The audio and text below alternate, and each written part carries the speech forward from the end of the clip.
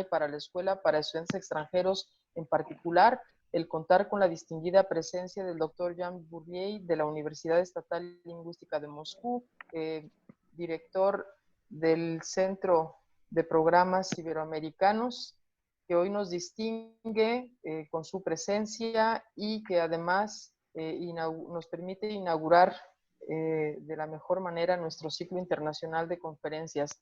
La formación en interculturalidad, como sabemos, es un eje transversal en la Universidad Veracruzana y el impulso mayor se da a través de los proyectos de internacionalización que permiten justamente este encuentro con diferentes lenguas, culturas, y en este sentido existe un particular interés por estrechar lazos de cooperación y colaboración con la lengua y cultura de Rusia, razón por la que este evento académico, nuestro ciclo internacional de conferencias y charlas sobre didáctica e interculturalidad, se inaugura con la distinguida participación de la Universidad Estatal Lingüística de Moscú, institución con la que la Universidad Veracruzana tiene un convenio internacional de colaboración, independientemente de otros convenios de colaboración con otras igualmente distinguidas universidades de Rusia.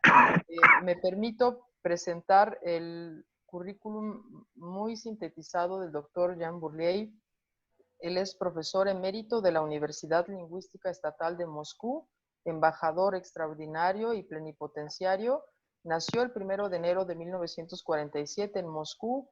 De 1965 a 1970 estudió en la Universidad Estatal de Relaciones Internacionales. Es maestro del periodismo internacional.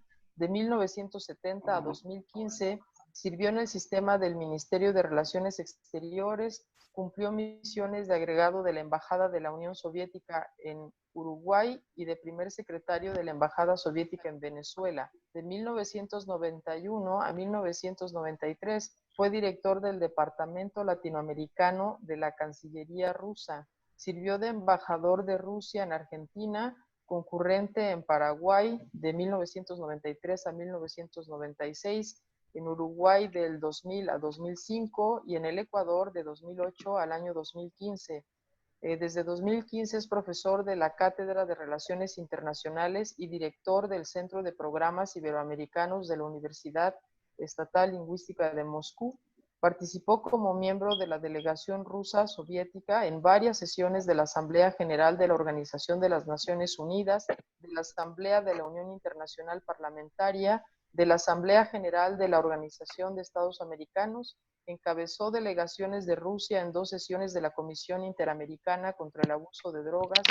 Desde 1992 posee el rango de embajador extraordinario y plenipotenciario. Por su gran aporte en la ejecución de la política exterior de la Federación de Rusia, fue condecorado por el gobierno de Rusia con el Orden de Amistad y con la Medalla de Orden por los méritos ante la patria.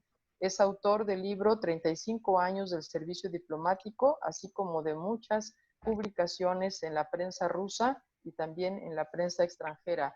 Bienvenido, doctor. Es para nosotros un honor aperturar este ciclo internacional de conferencias y charlas sobre didáctica e interculturalidad con su distinguida presencia. Bienvenido y bienvenidos todos. Muchas gracias. Buenos días a todos.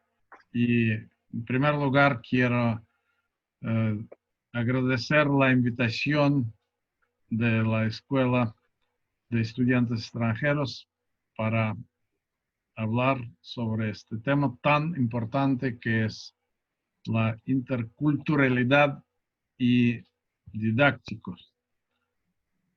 Y quiero subrayar que hoy en día la humanidad se desarrolla gracias a la ampliación de relaciones entre diferentes países, pueblos y sus culturas. En el proceso del crecimiento de contactos directos, se hace más actual cada día la cuestión de las diferencias culturales. La humanidad no debe perder su diversidad cultural, pero para entendernos mutuamente debemos tener en cuenta peculiaridades culturales de los otros pueblos. El proceso de la interacción cultural puede provocar diferentes reacciones, desde el rechazo pasivo de valores de otras culturas hacia la resistencia activa contra su difusión. Es importante separar problemas de la interacción cultural de los problemas sociales, económicos y políticos. La diferencia en las concepciones del mundo, del ser humano, no puede ser causa de conflictos en una comunicación intercultural. Las concepciones del mundo determinan tales categorías como el bien y el mal, el papel de tiempos y de destinos, las cualidades de seres humanos y de la naturaleza. En la maestría de Western Kentucky University fue llevada a cabo una encuesta que consistió en una sola pregunta. Si su hermano comete un crimen, ¿lo delata ante la policía? Los ciudadanos de los Estados Unidos, de algunos países, de estudiantes de países, de ciudadanos de Europa Occidental, contestaron afirmativamente, porque consideran la denuncia su deber ciudadano, cívico. En contra, se pronunciaron un único representante de Rusia y 2 mexicanos. Uno de los mexicanos se indignó por la posibilidad propia del planteamiento de esta cuestión, de esta pregunta. A diferencia de los norteamericanos y europeos, la denuncia al hermano, la delación, se percibe por nosotros como el signo de la caída ética. Entre los pueblos del Cáucaso, por ejemplo, si un miembro de la familia o del clan comete un acto feo, la responsabilidad la tiene toda la familia, todo el clan, que puede contar con centenares de personas. Y debido a este acto feo, sufre la reputación de toda la familia.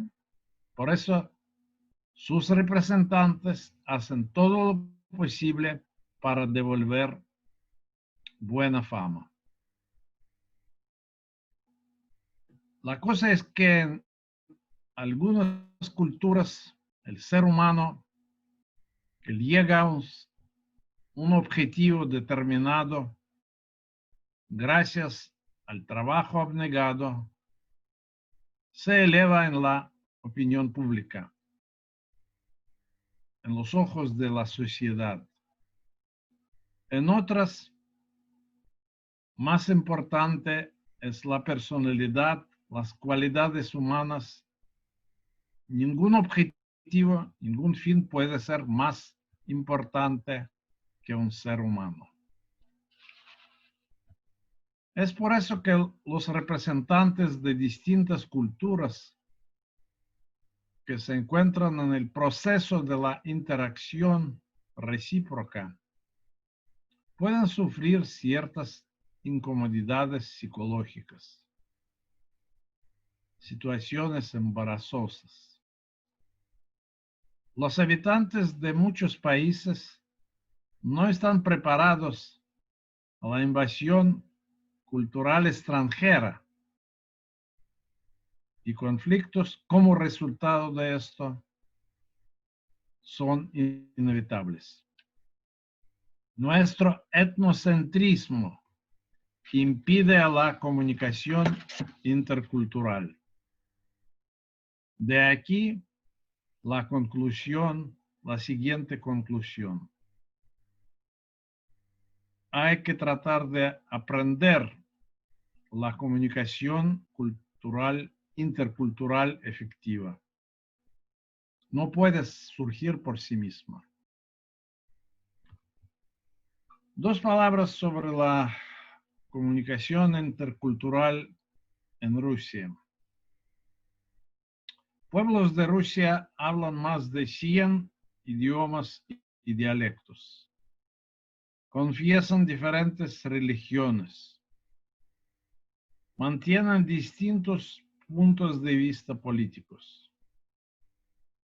Por eso, cada ciudadano ruso, enfrenta problemas de carácter intercultural.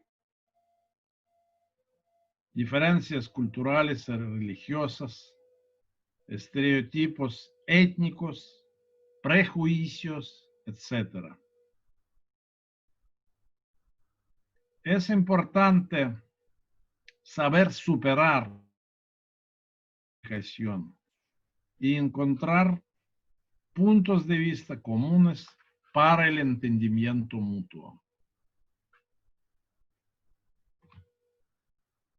Entre los científicos rusos, los primeros que comenzaron a estudiar temas de comunicación intercultural fueron profesores de lenguas extranjeras, que se dieron cuenta de que para entender de modo adecuado a los representantes de otros pueblos, no es suficiente solo dominar lengua extranjera.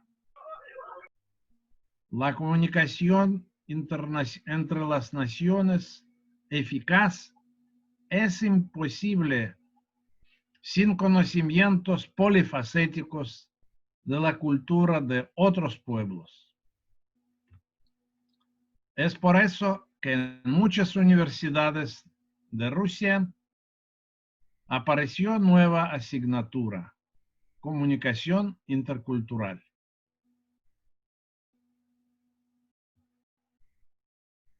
El principio rector de la política cultural en Rusia es pluralismo cultural. Pluralismo cultural significa la coexistencia pacífica en el marco de un Estado de culturas diferentes que no provoca tensión entre las naciones ni conflictos étnicos. En el pluralismo cultural, ninguna minoría nacional pierde su originalidad ni se diluye en una cultura predominante. Este principio presupone que los representantes de una cultura étnica perciben ideas, valores, tradiciones de otras culturas, enriqueciendo con esto a su propia cultura. El pluralismo cultural es signo de adaptación exitosa de seres humanos a culturas ajenas sin rechazar su propia cultura étnica.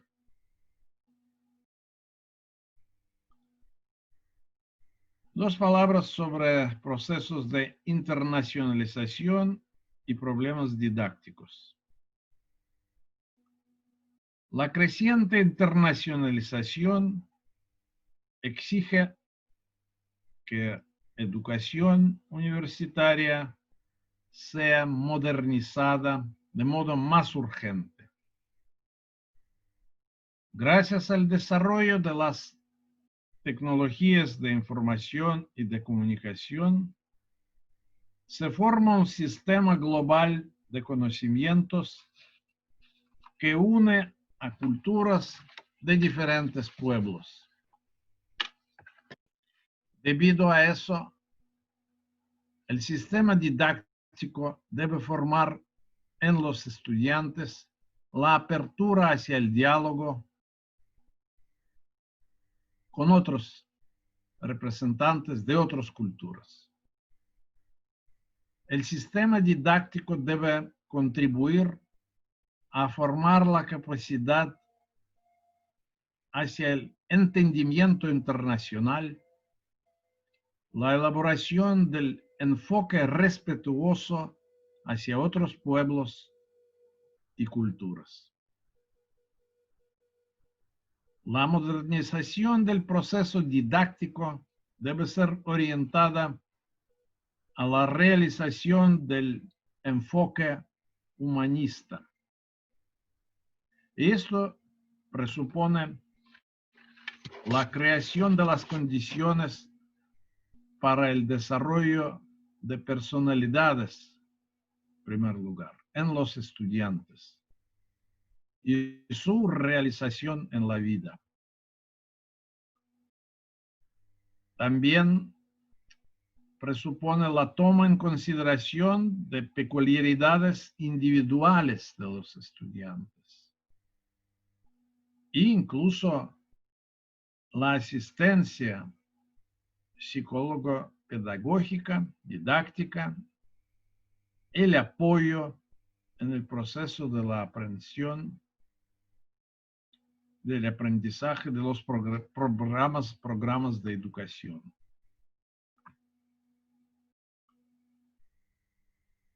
El requisito más importante es la formación en las universidades del ambiente policultural. Debe servir este ambiente de fuente del desarrollo de la interacción cultural entre los estudiantes. Para desarrollar la capacidad del diálogo policultural, se requiere un enfoque interdisciplinario del proceso didáctico. El enfoque interdisciplinario debe contribuir a formar la noción del complejo de los estudiantes y la realización de este enfoque presupone la inclusión en el proceso didáctico de los valores universales humanos y culturales.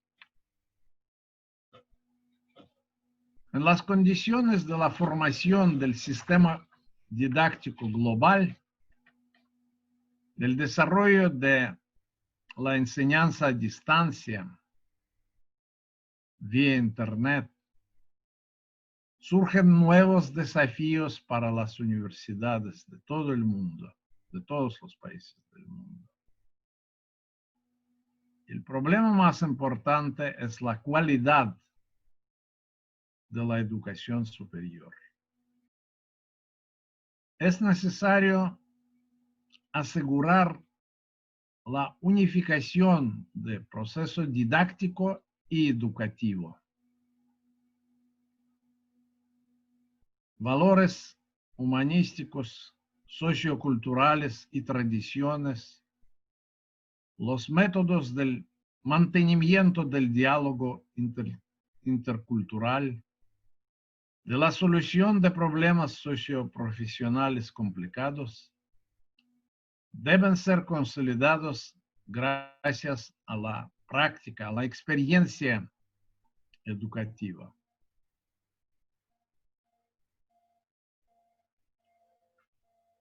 para un proceso educativo moderno en las universidades de hoy día son necesarias los siguientes requisitos. Primero, integración de asignaturas sociales, humanitarias, de ciencia natural y de profesiones universales.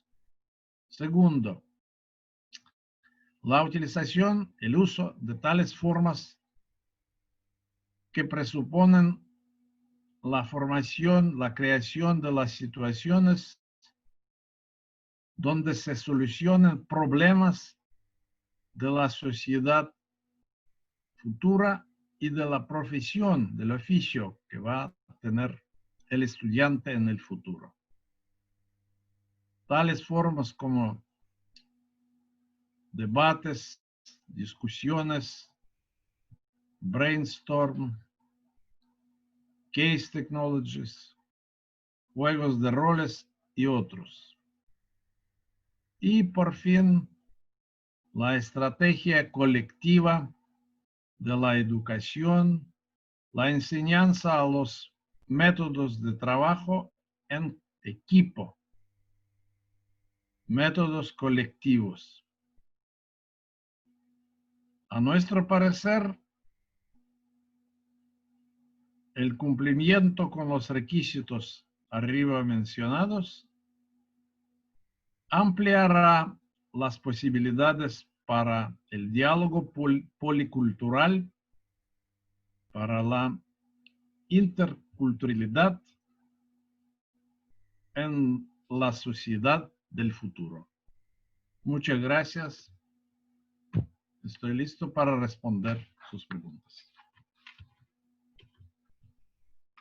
Muchísimas gracias, doctor. Muy interesante. Nos quedamos con varias palabras claves que no son palabras aisladas, son nociones de reflexión que debemos incorporar a nuestras prácticas, no solamente profesionales, sino también a nuestro vivir cotidiano.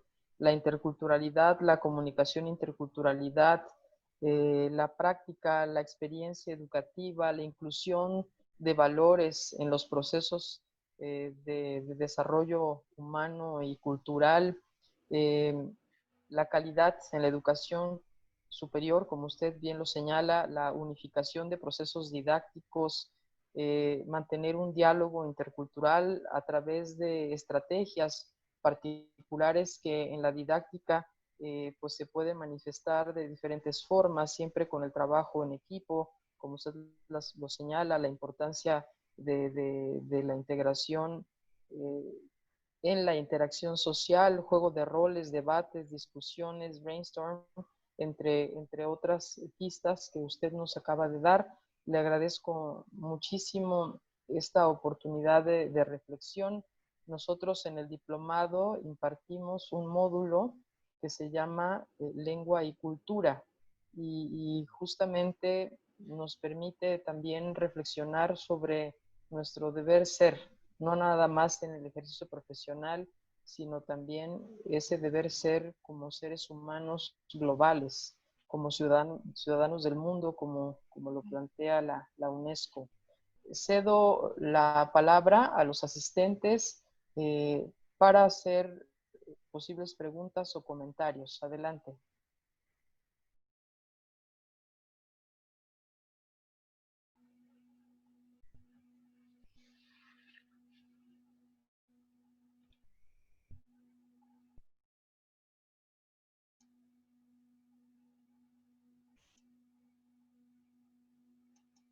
Quien quiera tomar la palabra, adelante, doctor Emilio.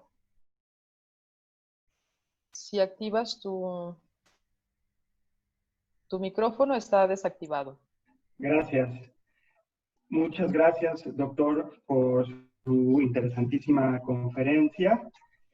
A mí me interesa mucho el tema de la interculturalidad en el plano religioso. A últimas fechas en México hemos tenido un crecimiento muy grande de la religión protestante y eso ha creado ciertas fricciones en un país que tradicionalmente se ha manifestado católico en una mayoría. Me gustaría saber cómo es la situación en Rusia a ese propósito. Gracias. Una pregunta muy interesante y estoy seguro que Rusia puede compartir su rica experiencia en mantener este diálogo interreligioso, porque vivimos en un país donde hay 4, según la ley de la libertad religiosa, 4 religiones tradicionales. Religión cristiana ortodoxa rusa, religión musulmana, religión judaica y budista. Sí, porque varios pueblos de Siberia que colindan con Mongolia confiesan budismo. Y Islam aparece, bueno, oficialmente, según la historia oficial, el cristianismo aparece en el siglo X. Y Islam aparece en el territorio de Rusia de hoy, en el siglo VIII. Así que, aunque la mayoría aplastante de los pueblos de Rusia somos cristianos ortodoxos rusos, pero en realidad, según la historia oficial, el Islam apareció antes.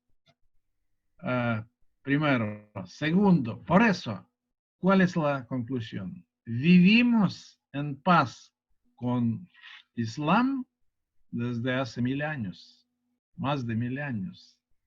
Eso es la experiencia que podemos y queremos compartir con pueblos de Europa Occidental, por ejemplo, que para los cuales es un fenómeno nuevo, que no apareció en el siglo XX ni hablar del XIX.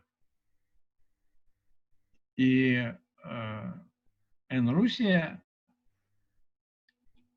2 palabras más, una historia no oficial, una historia de la Iglesia cristiana ortodoxa rusa, dice que el cristianismo apareció en el primer siglo, con San Andrés, apóstol Andrés, quien dice que, pero yo digo eso, una historia no oficial. También visitó Rusia, el territorio de la actual Rusia, mejor dicho, porque Rusia no existió aún. Pero la verdad es que tenemos esta gran experiencia de vivir en paz, cristianos y musulmanes, adeptos de budismo y judaísmo. Aunque hay también muchos prejuicios, supersticiones, hay ciertos mitos de desconfianza, que provocan desconfianza entre diferentes religiones. Pero la verdad es que el siglo XX, que en nuestro país fue mayor tiempo la época de la dictadura bolchevique, sufrimos todos los que igual los cristianos y musulmanes, judíos y budistas, por la persecución atea del régimen que consideraba que la iglesia, la religión, es una superstición que debe ser superada en una futura sociedad comunista. Y eso también nos unió a todos nosotros. Hoy en día vivimos en plena libertad gracias a profundas reformas democráticas que comenzaron con el presidente Gorbachev en últimos años de la Unión Soviética y emprendieron un impulso nuevo en la época del presidente Yeltsin, que se consolidaron con el presidente Putin.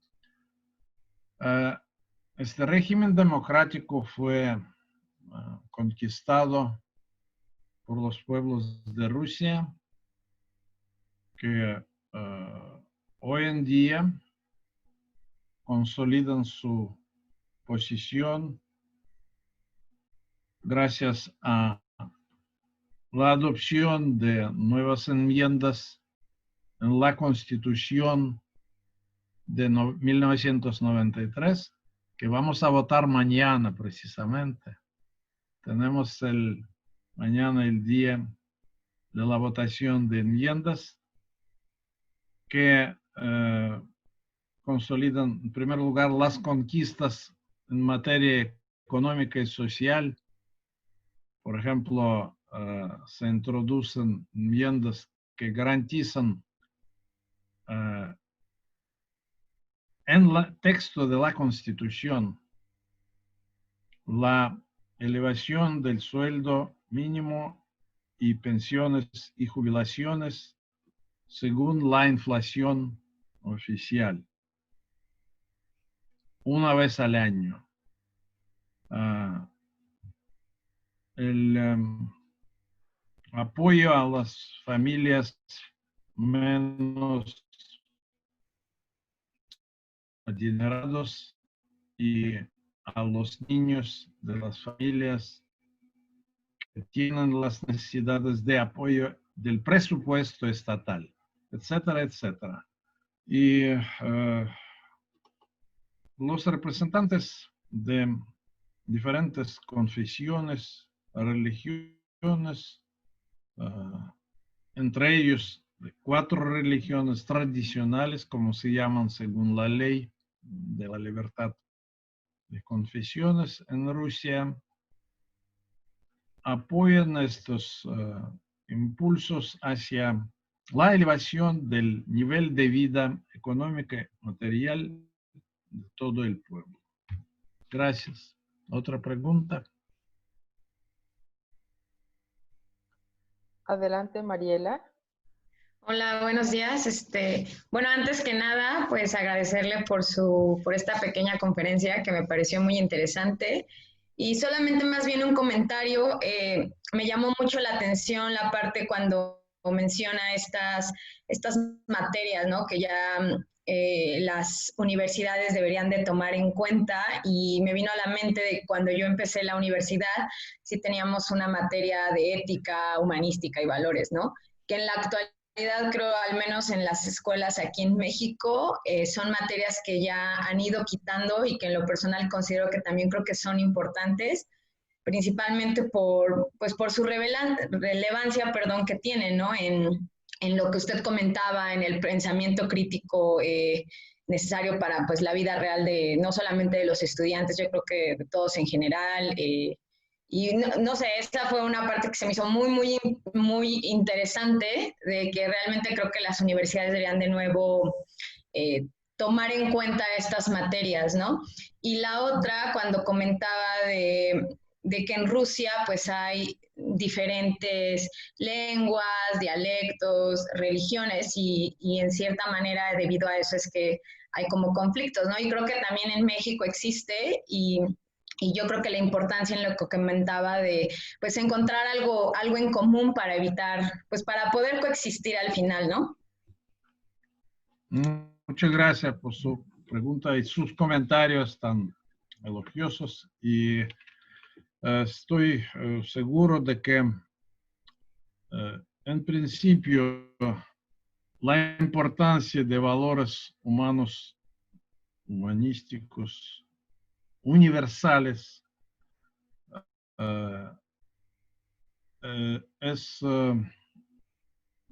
tiene mucho, debe tener mucho lugar, debe jugar un rol importante en la formación de la gente, en la educación de todos, no solamente de estudiantes, sino de todo el pueblo, en torno precisamente a esos valores que comparten todas las religiones del mundo y que son comunes a todos los pueblos, que es el respeto a los mayores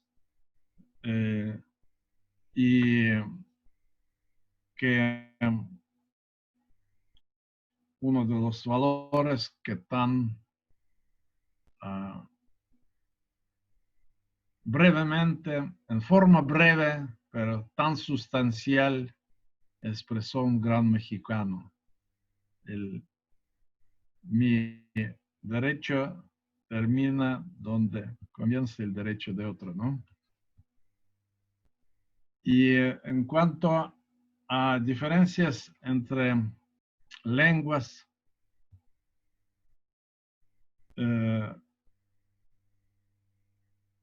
hay que buscar lo que une a los pueblos en los valores culturales, en leyendas, cuentos folclóricos, en folclore. Mayormente el folclore, cuentos folclóricos nunca enseñan nada malo, todo lo contrario. El folclore es universal y enseña a distinguir el bien del mal y por más que se enmascare uno a otro, el mal se presente como el bien. Y yo creo que en la profundidad de culturas de pueblos autóctonos se puede encontrar valores humanos que pueden unir, son capaces de unir a todos los pueblos de una nación. Gracias. ¿Otra pregunta? Profesor, Sí. ¿puedo? Adelante. La pregunta es relacionada, a pesar de que usted ha mencionado que debemos separar los problemas políticos de la interculturalidad, quiero aprovechar sobre la parte que usted mencionó del aprender la interacción cultural ejecutiva. Y voy a hacer esta pregunta en el sentido de que pude censar en algún momento, en algún viaje que tuve, cómo la gente de Rusia busca no irse de Rusia, quedarse en Rusia. Y la pregunta siguiente es enfocada a qué hace su presidente Vladimir Putin para que exista esa sensación de quedarse, no salirse del lugar y estar feliz con su país. Y ante una posible reelección en los próximos días de Vladimir Putin. Gracias por la pregunta tan interesante. Es verdad que la inmigración desde Rusia es mínima y al contrario sirve de centro de atracción para otros pueblos, sobre todo de las repúblicas como los que llamamos postsoviéticas, o ex-soviéticas, que surgieron como resultado del proceso de la división de la Unión Soviética. Pero no solamente sino de estas repúblicas exsoviéticas, sino pueblos de Afganistán, por ejemplo, de India, encuentran su lugar de trabajo, de vida, su fuente de trabajo en Rusia de hoy. En la Plaza Roja, cerca de la Plaza Roja, en una cuadra, se encuentra un gran centro comercial donde hay un taller que se llama El Sastre de Emperador.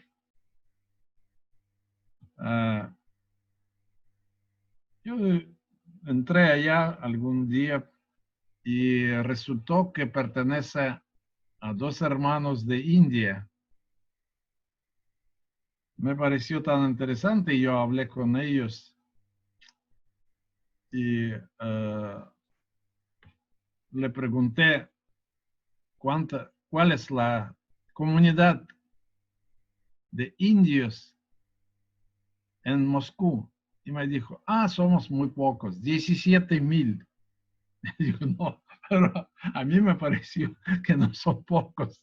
De India, mire, imagine. Yo sé que un dato antiguo, pero de fuentes, digamos, fidedignos. De Azerbaiyán, hace 10 años, hubo 700,000 personas en Moscú. Y si hablamos de armenios, hay que multiplicar por 3, por lo menos. En Moscú, hablamos siempre de Moscú. La colectividad china, enorme. La colectividad vietnamita, muy grande en Moscú. Porque yo hablo de lo que conozco mejor, porque soy moscovita, nací en Moscú y veo esos grandes cambios que ha tenido mi patria en los últimos 20 años, que se convirtió en el signo de atracción de otros pueblos, grupos, etnias. Bueno, no se puede decir que no hay emigración de Rusia. Sí hay, y mayormente son jóvenes que buscan mejor destino, más rápido, más que les gusta viajar por el mundo. ¿Por qué no? Sobre todo ahora cuando hay posibilidad de trabajar a distancia, hay mucha gente que vive, yo conozco ejemplos que viven en Goa, en India, en las playas de Goa, pero trabajan para empresarios rusos en Moscú. Allá la vida es mucho más económica. La vida en Moscú no es muy económica.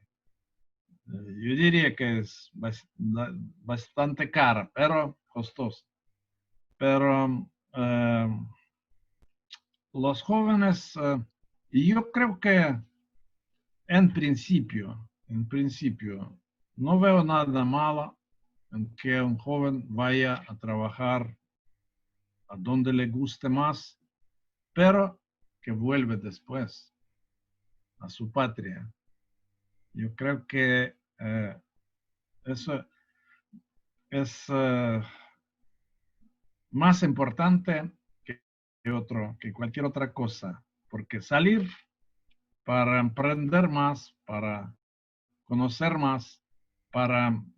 otros pueblos, otros países, otros oficios, es una cosa, pero siempre volviendo a la patria.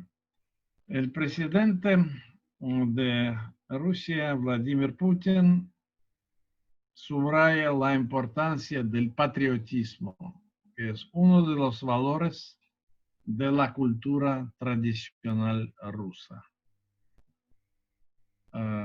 El amor a su patria, nuestra patria, el amor a la patria es un valor que ayudó al pueblo ruso a soportar la invasión tártara en los siglos XII, XV, 300 años tuvimos de reconquista, no 700 como en España, pero 300 años de invasión tártara. La invasión francesa en 1812 y la invasión nazi-fascista en 1941. La última guerra donde el pueblo ruso sufrió como ningún otro, perdiendo 27 millones de habitantes.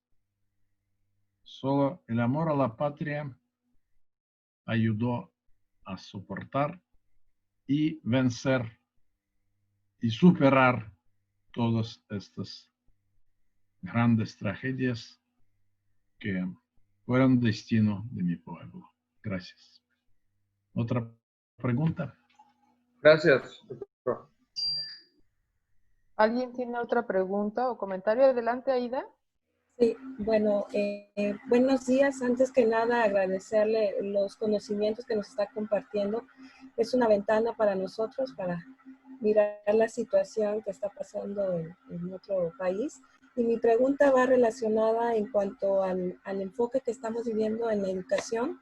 Ya ve que por la situación que estamos pasando, pues ahora sí las instituciones educativas se ven en la necesidad de implementar pues, las clases en línea. Desde su punto de vista, ¿cree que la humanidad esté preparada para poder llevar a cabo este proceso que estamos viviendo, o sería un cambio paulatinamente?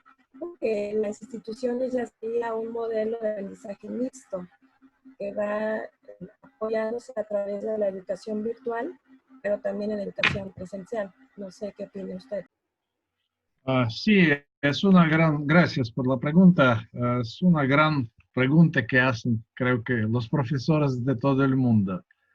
En realidad, en nuestro país y en Moscú en particular, hay partidarios de que la educación virtual es el futuro de la educación superior. Yo personalmente no lo considero. Yo considero como un apoyo, una fuente de información único en su género, donde gracias a la orientación que los profesores podemos dar a estudiantes, pueden encontrar cualquier información que le interese. Porque es el mundo, es una vorágine de información, la marea de información en que vivimos, cuyas olas nos atacan cada día, cada mañana, todo el día, de día a noche, todos los días, de cada semana. Hay que saber orientarse y los profesores tenemos que enseñar a los estudiantes cómo orientarse. Entre otras cosas, yo personalmente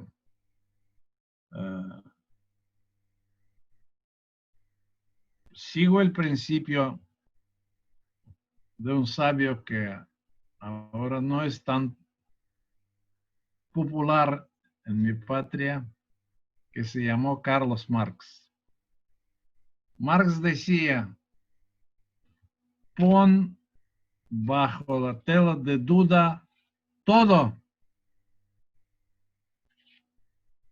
Es mi traducción no muy correcta. O sea, dude en todo. No tome nada por creer solamente, sino con un reflejo de duda, analice todos los fenómenos, todos los sucesos en la vida cotidiana y en la vida del mundo. Primero. Segundo,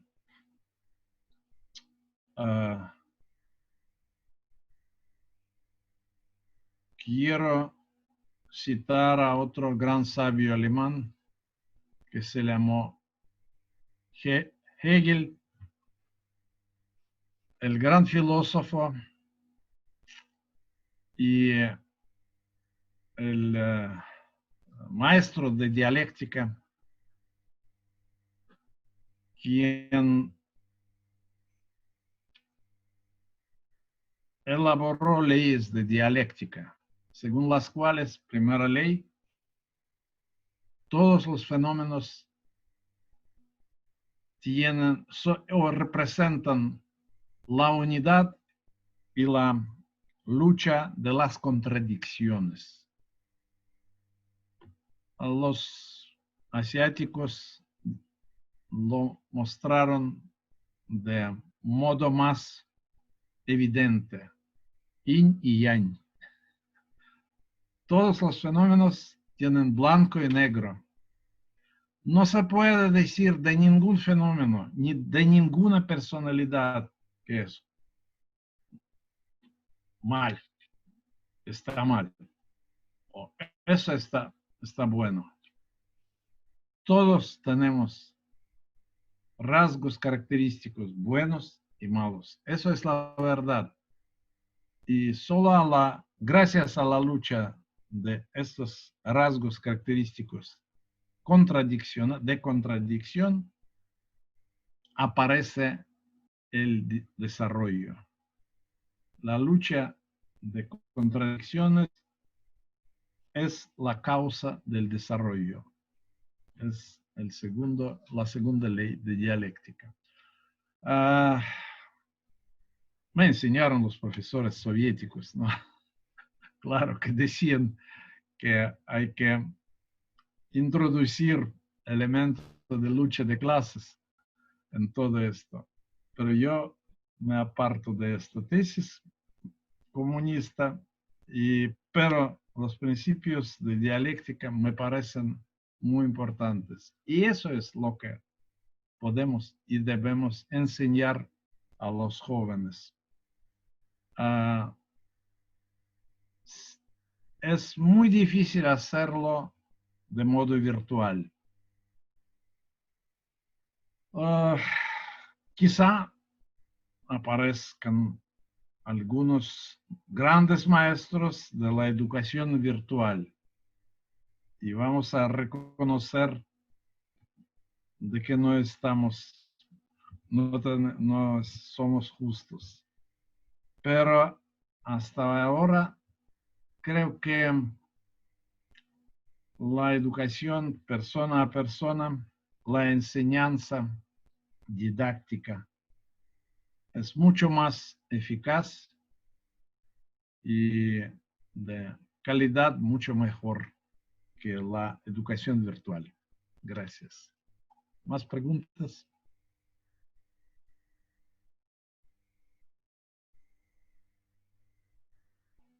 Sí, adelante. Yo quisiera preguntar sobre este tema de las culturas y el choque de las mismas. ¿Cuál debería ser o cuál sería la reacción más correcta de un Estado?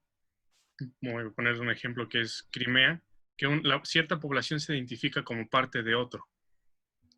¿Qué es lo que el Estado podría reaccionar en ese caso? Bueno, en eso entramos en la materia del derecho internacional, donde precisamente es una muestra de la unidad y la lucha de contradicciones. Primero, el respeto de los pueblos, al derecho de los pueblos a su autodeterminación. Segundo, la integridad territorial de los estados.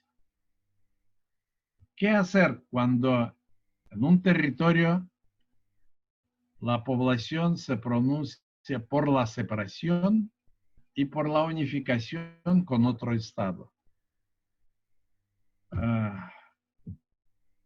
Esto es también, a mi parecer, la muestra de esta ley dialéctica de la unidad y lucha de las contradicciones.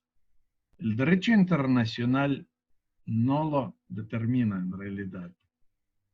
En el caso de Crimea, tenemos la voluntad precisa del pueblo de Crimea, que en un referéndum celebrado en 2014 se pronunció por regresar al seno de Rusia, de donde fue separado en 1953 por la decisión voluntarista del gran líder soviético Nikita Khrushchev. En realidad, Crimea siempre fue parte de Rusia, por lo menos desde el siglo XVII, y el deseo del pueblo de Crimea de volver al seno de la patria rusa, como ya he dicho, fue confirmado por un referéndum celebrado en 2014.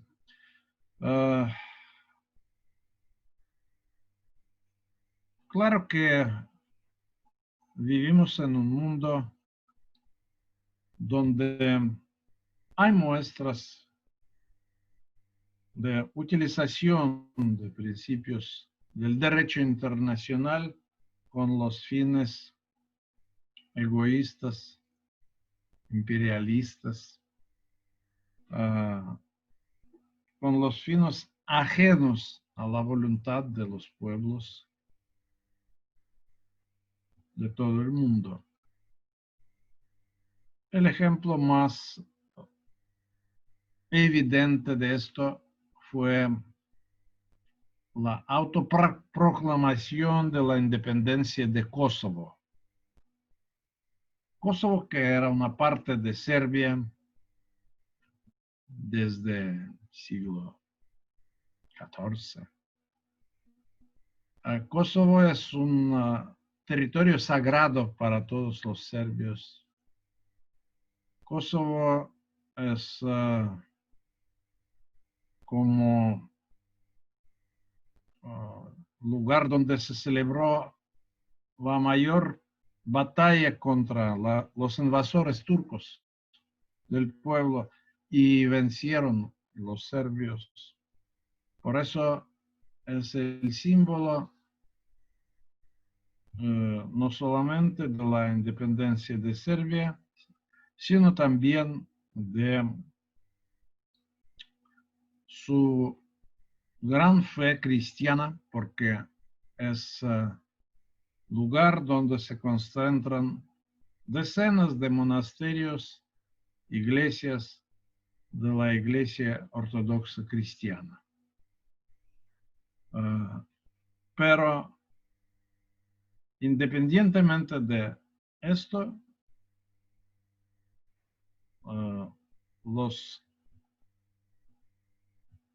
una parte de habitantes de Kosovo proclamó la independencia de Serbia, que de inmediato fue reconocida por los países de la OTAN y nada más.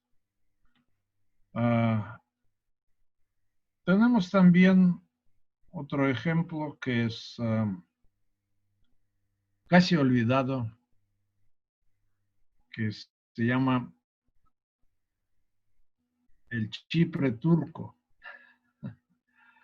Es que el Estado independiente de Chipre fue invadido por Turquía en la época de cuando Grecia fue dominada por la dictadura de los coroneles negros y que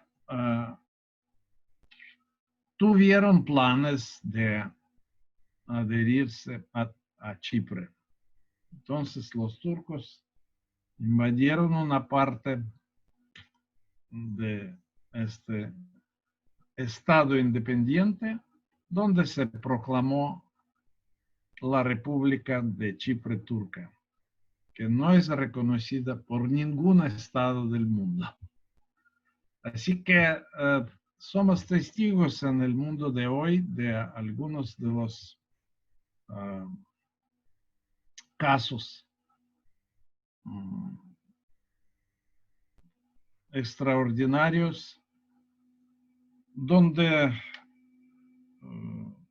los principios del derecho internacional no se respetan, pero estoy seguro que tarde o temprano se podrá realizar referéndum con libertad, con respeto a libertad de expresión de los pueblos que habitan aquellos territorios, como lo hicimos, como lo hicieron los habitantes de Crimea en 2014. Gracias. ¿Más preguntas? ¿Alguien tiene alguna otra pregunta o comentario?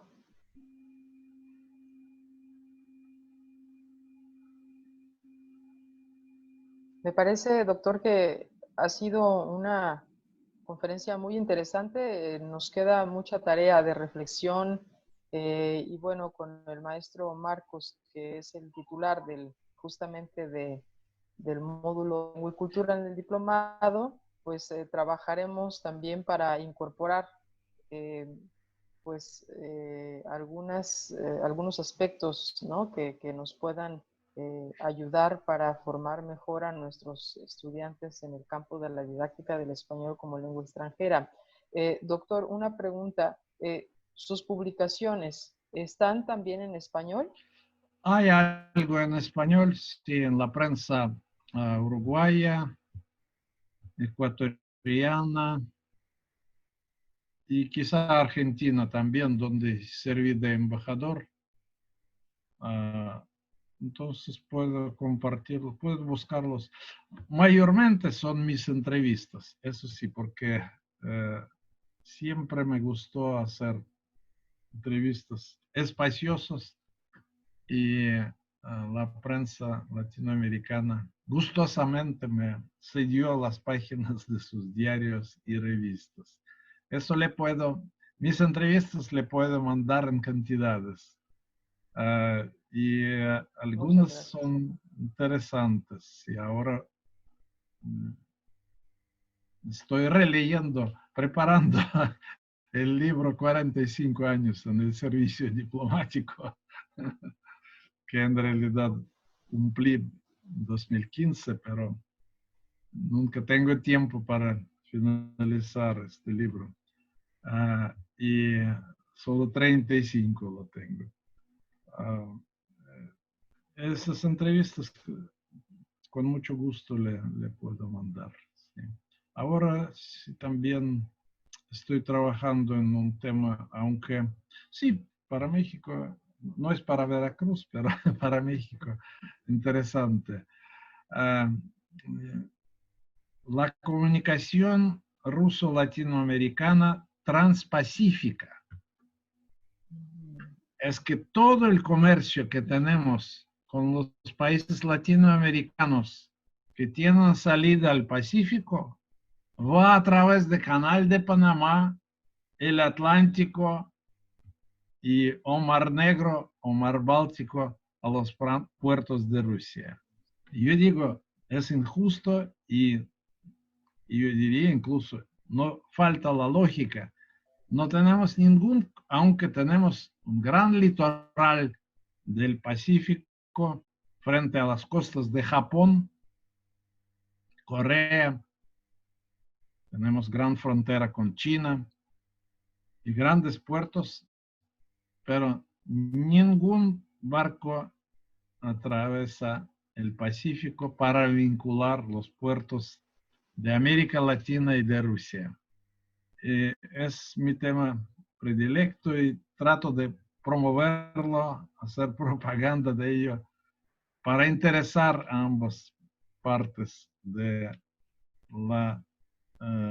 lo importante que puede ser esta nueva relación entre Rusia y pueblos de América Latina. Muy interesante. muy interesante, doctor. Estamos muy agradecidos. El doctor Mario Oliva, director general de Relaciones Internacionales, me pide darle un saludo especial y un agradecimiento a nombre de la Universidad Veracruzana y de la dirección que él tiene a su cargo. Y bueno, pues nos deja muy motivados. Esperemos también que este sea el principio de otras colaboraciones con nuestros proyectos en la Escuela Con para mucho Estudiantes gusto. Extranjeros, y nosotros dejamos abierta la invitación para que colegas de la Universidad Sí, Estatal Lingüística de Moscú participen también en nuestro ciclo de conferencias y bueno, ante esta contingencia finalmente hemos encontrado una oportunidad de colaboración que se tenía pensada en algún momento pues de manera presencial en este año con la Universidad Estatal Lingüística de Moscú, pero las condiciones no lo permitieron. Le reitero un agradecimiento también personal por su distinguida presencia y agradezco la participación activa de nuestros estudiantes del Diplomado en Didáctica del Español como Lengua Extranjera de la Escuela para Estudiantes Extranjeros de la Universidad Veracruzana. Muchas gracias. Saludos a todos en la Universidad Lingüística de Moscú. Buenas noches ya para ustedes y bueno, pues nosotros seguiremos motivados, ¿no? por este tema y bueno, incorporaremos sus reflexiones. Yo también coincido en que la formación en valores fundamentales universales es clave para la convivencia humana en un mundo global. Habría que pensar cuáles son los esquemas que definen también a las políticas educativas y que son transmitidos, ¿no? a través de la educación escolarizada y de qué manera la sociedad fomenta los valores en el desarrollo, ¿no? Sobre todo en edades tempranas, ¿no? En la infancia, que es cuando se forma la personalidad del niño. Creo que tenemos todos una tarea conjunta y los docentes tenemos ahí una gran ventaja para impactar de manera directa en la formación, desarrollo y promoción de esos valores universales fundamentales. Muchísimas gracias, doctor Jean Burley. Muchas gracias a todos. Muchas gracias a ustedes y les deseo todo lo mejor, muchos éxitos a todos los que participaron en esta conferencia. Un gran saludo al doctor Mario Oliva. Muchísimas gracias.